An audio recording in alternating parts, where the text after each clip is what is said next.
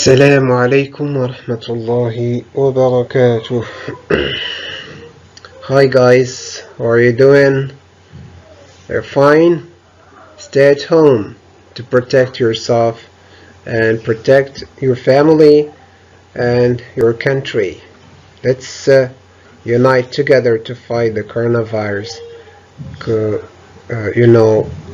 If we stand together, we can live and overcome this pandemic.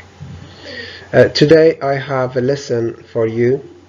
I'm sorry for the long absence because of many reasons, so I prefer to give you this reading lesson. This is a reading lesson, by the way, because we did stopped at the reading.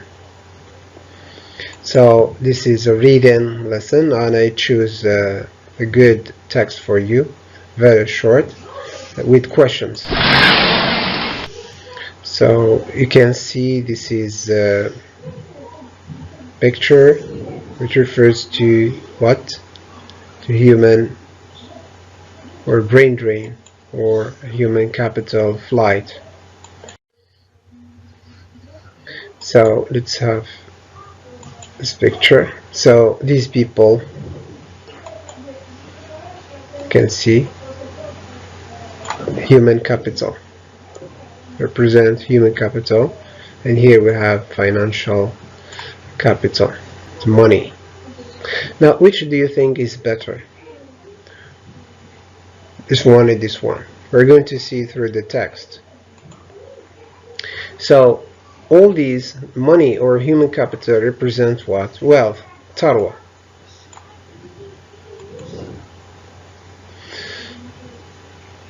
This is a question I prepared. Which do you think is more important? Think about this question.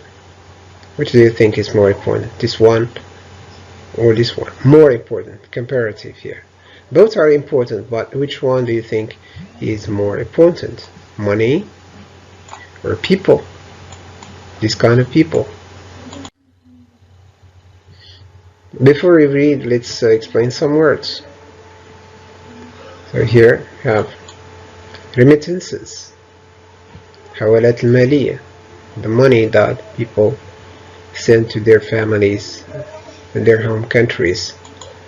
The verb to remit, engineer, which can be architect. This is doctor, physician, or doctor, physician. So this is the text. Right? So let's read together. Africans who migrate to the United States contribute 40 times more wealth. Okay, we have learned that wealth refers to people and money, to the American than to the African economy. According to the United Nations, an African professional working in the United States contributes about $150,000 per year to the US economy. If you do the math, you will realize that the African professional remitting $300 per month to Africa is contributing 40 times more to the United States economy than to the African one. Money sent in remittances alone cannot eliminate poverty in Africa, because even $1 million in a number with no real value. Real wealth cannot be measured by money. Yet we often confuse money with wealth. Under the current situation, Africa would still remain poor even if we were to send all the money in the world there. When you give your money to your doctor, that physician helps you convert your money into health. Money cannot teach your children. Teachers can. Hear it? To human capital. Can. Money cannot bring electricity to your home. Engineers can, because it is only a nation's human capital that can be converted into real wealth. that human capital is much more valuable than its financial capital. A recent World Bank survey shows that African universities are exporting a large percentage of their graduating human capital to the United States. We can reasonably conclude that African universities are in reality serving the American people, not Africa. Similarly, the best African musicians live in France. The top African writers live in the United States or Britain. The African soccer superstars live in Europe. It will be impossible to achieve a renaissance, Nahda, Renaissance, without the contributions of the talented. Talented refers to people. Human capital. Knowledge is the engine that drives economic growth. And Africa cannot eliminate poverty without first increasing and nurturing its intellectual capital. Now, questions.